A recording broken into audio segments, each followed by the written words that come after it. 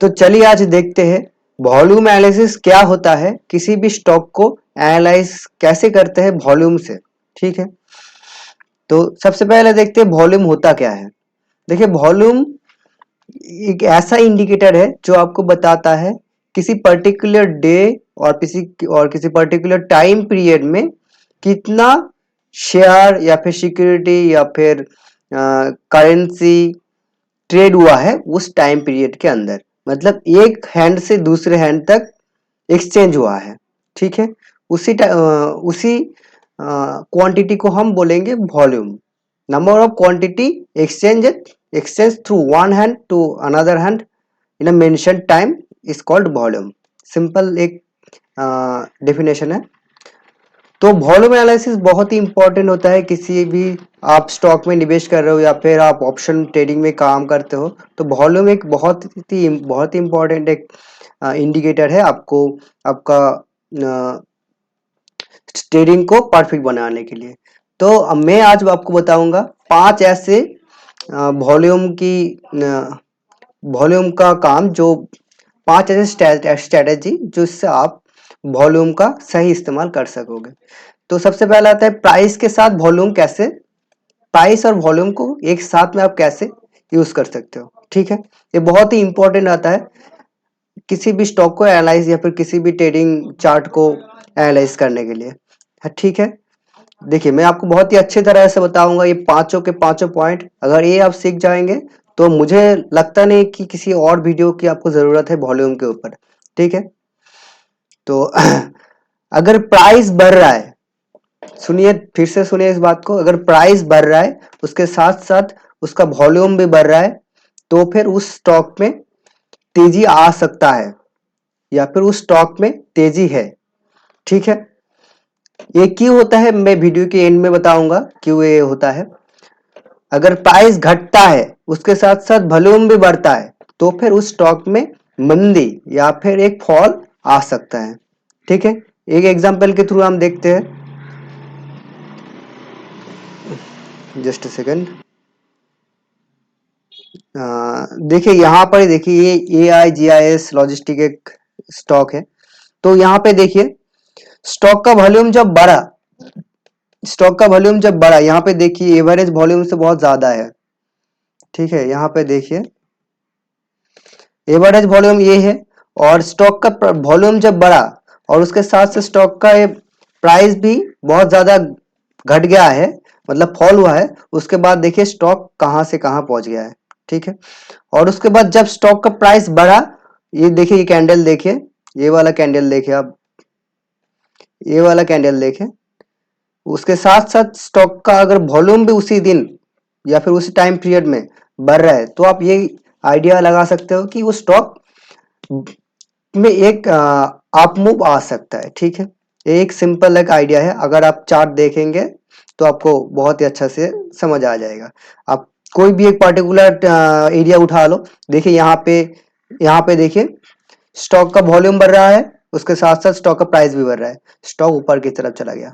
यहाँ पे देखिए स्टॉक का वॉल्यूम भी घट गया है, या स्टॉक का वॉल्यूम भी बढ़ा है। इधर देखिए रेड कैंडल देखिए, इधर देखिए जो जो रेड कैंडल है इधर, ये देखिए ये वाला रेड कैंडल देखिए, और उसके साथ साथ ये वाला कैंडल देखिए, ये रेड वॉल्यूम देखिए, इसके साथ साथ ये रेड वाला कैंडल देखिए, ये डेली वॉल्यूम के एवरेज वॉल्यूम के पास ही है, और उसके साथ एक बड़ा रेड कैंडल दिया है। उसके बाद देखिए कितना ज्यादा फॉल हो गया है। तो ये प्राइस के साथ एक कोरिलेशन है, एक रिलेशन है वॉल्यूम का। ठीक है, मैं फिर से बता रहा हूं, अगर प्राइस बढ़ रहा है उसके साथ साथ वॉल्यूम भी बढ़ रहा है, तो फिर उस स्टॉक पे एक तेजी आ सकता है। अगर वॉल्यूम भी बढ़ रहा है उसके साथ साथ स्टॉक का प्राइस भी फॉल हो रहा है, तो उस स्टॉक में मंदी आ सकता है। दोनों ही केस में वॉल्यूम बढ़ेगा और स्टॉक का प्राइस बढ़े तो स्टॉक पे तेजी आ सकता है, और स्टॉक का प्राइस फॉल हो जाए तो स्टॉक में एक मंदी आ सकता है। ठीक है, ये है first point. Number second point जो कि सब लोग यूज करते हैं ट्रेडिंग में, जो कि ब्रेकआउट के समय आप कैसे अंदाजा लगा सकते हो कि ये ब्रेकआउट का एक 100% राइट होगा या फिर फेल हो जाएगा। तो वो वॉल्यूम से आप जान सकते हो। ठीक है। जैसे कि कोई स्टॉक में उधर इधर से उठा लेता हूँ, तो देखिए ये वाला स्टॉक, हाँ ये वाला पे काम कर सकते हैं। ठीक है, देखिए मैं रैंडम स्टॉक उठा रहा हूँ और रैंडम स्टॉक से आपको बता रहा हूँ, ऐसे नहीं कि मैंने कुछ प्री प्लान करके रखा है कि ये स्टॉक में ये बताऊंगा। ठीक है, तो देखिए ये वाला बेस से जब ये स्टॉक ब्रेकआउट दे रहा था, ठीक है, तब देखिए स्टॉक का वॉल्यूम कितना ज्यादा है।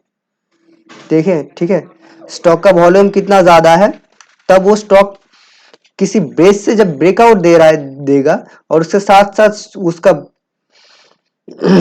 वॉल्यूम भी अगर बढ़ रहा है, तब उस स्टॉक में आप ये मान सकते हो कि उस स्टॉक ब्रेकआउट कंफर्म करके ऊपर जा सकता है। ऐसा नहीं कि जाएगा ही जाएगा, तब तो हर कोई अच्छा प्रॉफिट बना सकता था, तो ऐसा नहीं है। बट एक प्रेडिक्शन आप ले सकते हो कि जा सकता है, क्योंकि वहां पे इंस्टीट्यूशन का एक्टिविटी होता है। ठीक है, इंस्टीट्यूशनल बाइंग होता है तभी ज्यादा वॉल्यूम होता है, क्योंकि उनके पास बहुत ज्यादा पैसा होता है। तो ये ब्रेकआउट के समय एक एनालिसिस है, जब ब्रेकआउट के समय अगर स्टॉक का वॉल्यूम बढ़ रहा है, तब वो स्टॉक का ये ब्रेकआउट कॉन्फर्म होता है।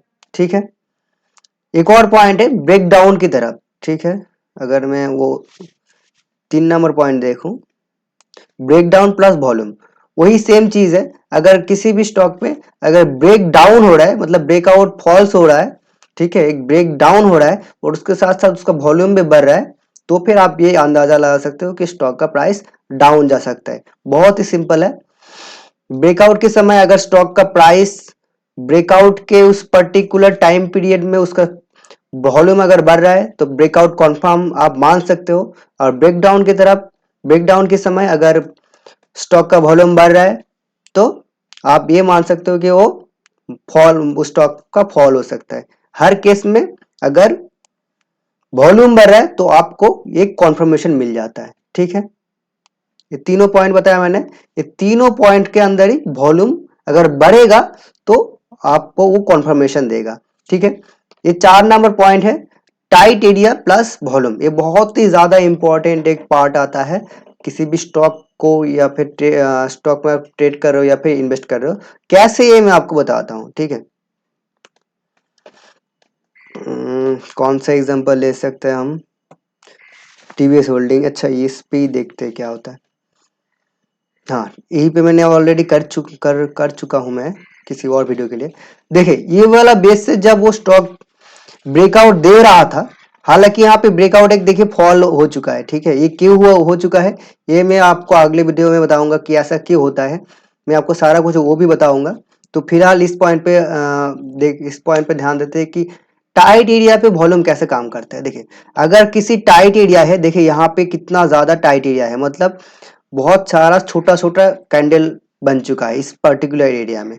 अगर किसी टाइट एरिया में वॉल्यूम बहुत ज्यादा लो है, तब आप ये मान सकते हो कि वहां पे सेलिंग का जो प्रेशर है या फिर बाइंग का जो प्रेशर है वो घट चुका है।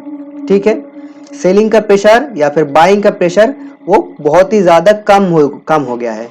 एक इनडिसीशन टाइप एक एरिया है। ठीक है, अगर उस एरिया से अगर ब्रेकआउट देता है ऊपर की तरफ, तब आप ये मान सकते हो कि वो एक बहुत आपको हेल्प करेगा कि वो स्टॉक ऊपर जाएगा, ये प्रेडिक्शन लेने के लिए। ठीक है, यहाँ पे देखिए बहुत ज्यादा टाइट क्लोजेस हुआ है। ये बहुत ही ज्यादा एक इंपॉर्टेंट पार्ट आता है दोस्तों, कि अगर आप टाइट क्लोजेस पे आप देखो कि वॉल्यूम बहुत कम है, तो आ, आप वो स्टॉक पे आप निवेश कर सकते हो, अगर वो स्टॉक ब्रेकआउट दे तो। ठीक है, मैं तो यही देखता हूं कि किसी बेस पे अगर वो स्टॉक टाइट क्लोजेस, बहुत सारा टाइट क्लोजेस या फिर टाइट एरिया बना चुका है, और उस पर्टिकुलर टाइट एरिया में बहुत ही कम वॉल्यूम है, तो फिर मैं उस स्टॉक को लेने के लिए सोचता हूं। हालांकि ये मेरा कोई सजेशन नहीं है कि आप इस पे इन्वेस्ट कर दो। देखो आप अपना अपना डिसीजन खुद लो, मेरा कोई इसमें कोई सजेशन नहीं है कि आप इसी टीवीएस होल्डिंग पे आप इन्वेस्ट करो। देखिए मेरे में सिर्फ एग्जांपल के लिए मैं आपको बता रहा हूँ। ठीक है, फिर से बताऊं आपको, अगर टाइट एरियाज पे वॉल्यूम बहुत कम है, तो आप ये मान सकते हो कि वो स्टॉक का एक इंडिसेशन, एक बाइंग और सेलिंग प्रेशर बहुत ही कम हो गया है। अगर वहां से ऊपर की तरफ एक ब्रेकआउट देता है तो अब ऊपर की तरफ एक अप मूव आ जाएगा बड़ा, और नीचे की तरफ अगर डाउन मूव देता है तब एक बड़ा सा एक फॉल आ सकता है उस टाइट पर्टिकुलर एरिया से। ठीक है, तो एक और पॉइंट था जो कि है ए में, आप ये स्क्रीनशॉट ले सकते हो, ये पूरा क्या मैंने आप ये पूरा स्क्रीनशॉट ले सकते हो क्या क्या पॉइंट है। तो ए में प्लस वॉल्यूम मतलब मूविंग एवरेज के समय वॉल्यूम कैसे यूज होता है। देखिए, अगर मूविंग एवरेज आप एक सपोर्ट या फिर रेजिस्टेंट की तरह आप उसको यूज कर सकते हो। ठीक है, अगर किसी स्टॉक ऐसे, अगर ये स्टॉक ठीक है यहां से यहां आता है और इसी पर्टिकुलर एरिया पे मूविंग एवरेज होता है। ठीक है, अगर उस टाइम स्टॉक बाउंस से बैक करता है बड़ा कैंडल बना के, और उसी समय एक पर्टिकुलर टाइम उसी समय एक बड़ा सा एक कैंडल भी होता है जो कि वॉल्यूम का कैंडल होता है, वो कैंडल बनता है, वॉल्यूम बहुत ज्यादा होता है, तो आप ये मान सकते हो कि इस टाइम यहां से मार्केट ऊपर की तरफ जा सकता है, या फिर एक कॉन्फर्मेशन आपको मिल जाता है कि यहाँ से ऊपर मार्केट जा सकता है। ठीक है, अगर वो मूविंग एवरेज के लाइन के ऊपर से या फिर इस पर्टिकुलर एरिया से। ठीक है, इस पर्टिकुलर एरिया पे एक बड़ा सा ग्रीन कैंडल बनाता है और उसके साथ साथ एक ग्रीन वॉल्यूम भी बनाता है, तो आप ये मान सकते हो कि उस मूविंग एवरेज लाइन से मार्केट ऊपर जा सकते हैं, क्योंकि ये मूविंग एवरेज लाइन एक सपोर्ट लाइन है या फिर रेजिस्टेंस लाइन भी बता सकते हो आप, दोनों ही काम करता है, सपोर्ट की तरह काम करता है। उसी सपोर्ट पे एक बड़ा सा इंस्टीट्यूशनल बाइंग जो वॉल्यूम है वो जनरेट हो रहा है, बहुत सारा लोग बाइंग कर रहे हैं, तब वो क्या हो सकता है, वो सपोर्ट तो एक तरह से मिल ही रहा था, और जो कॉन्फर्मेशन आता है वॉल्यूम का वहां से स्टॉक एक बाउंस बैक करता है। सेम उसी तरह अगर मूविंग एवरेज से स्टॉक यहाँ से एक डाउन और भी ज्यादा नीचे जाता है और उसके साथ साथ एक रेड वॉल्यूम भी बढ़ता है, तो आप ये मान सकते हो कि यहाँ से एक रेजिस्टेंस तो ऑलरेडी था और वहां से ज्यादा फॉल हो रहा है, मतलब इंस्टीट्यूशन बहुत ज्यादा सेल कर रहा है यहाँ पे। ठीक है, तो फिर यहाँ से सेल कर रहा है तो फिर वहां से मार्केट नीचे जा सकता है। ठीक है, एग्जाम्पल एक दिखाता हूँ आपको, कौन सा, इसी स्टॉक पे दिखाते हैं। देखिए यहाँ पे देखिए स्टॉक गिर रहा था, मूविंग एवरेज के ऊपर आया, स्टॉक का वॉल्यूम भी बढ़ रहा है। यहाँ पे देखिए वॉल्यूम बहुत कम था, यहाँ पे वॉल्यूम भी बढ़ रहा है, स्टॉक ऊपर चला गया।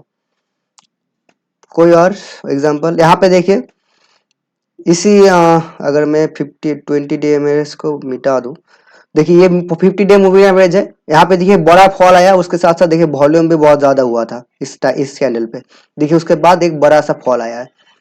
तो एक सिंपल सा बात है, वॉल्यूम बहुत ही ज्यादा हेल्पफुल है किसी स्टॉक को एनालाइज करने के लिए।